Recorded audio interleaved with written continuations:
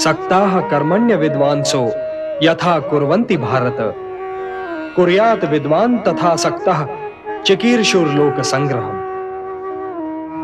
হে ভারত, কর্ম তো অজ্ঞানীরাও করে, কেবল নিজের নিহিত স্বার্থের দৃষ্টি থেকে। জ্ঞানীর কর্ম তো নিঃস্বার্থ হয়ে থাকে, সংসারের ভারসাম্য স্থির করে রাখবার জন্য হয়ে থাকে, জনকল্যাণের জন্য হয়ে থাকে। এই জন্যে হে পার্থ, নিজের মনে কোনো বোঝা রেখো না, নিজের কর্ম আমাকে অর্পণ করো আর এই ধর্মযুদ্ধ করো। কর্তব্য পালনের পথের ওপর তো মৃত্যুও কল্যাণকারী হয়ে যায়। যদি পিতামহ, গুরুজনদের আর সঙ্গী পরিজনদেরও তোমাকে বধ করতে হয়, তাতেও তোমার কোনো পাপ হবে না, কারণ কর্তব্যের পালন পাপ মুক্ত হয়ে থাকে। পার্থ, কর্তব্য পালন তো পাপ মুক্ত হয়ে থাকে। যদি ওরা বীরগতি প্রাপ্ত হয়, তবে ওদের মৃত্যু কল্যাণকারী হয়ে যাবে, আর যদি তুমি বীরগতি প্রাপ্ত হও, তবে তোমার মৃত্যুও। এই জন্যে হে পার্থ, যুদ্ধ করো, কারণ ধর্মের পথ পাপের পথ হতে পারে না।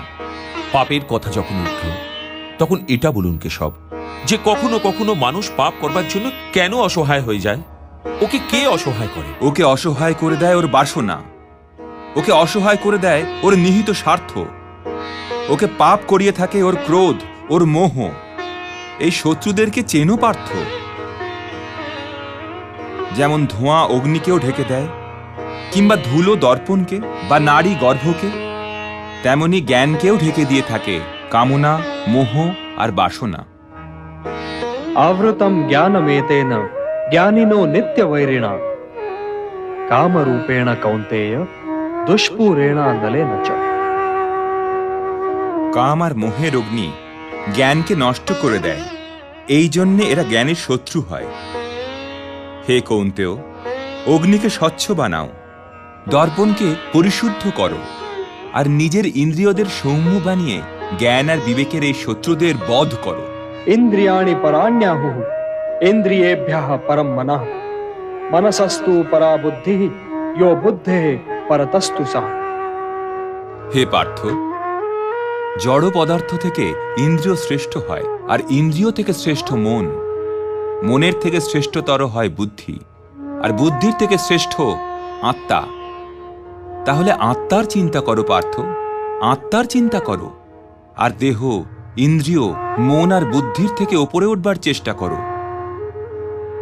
হে পার্থ, তুমি তো আমার ভক্ত আর পরম মিত্র।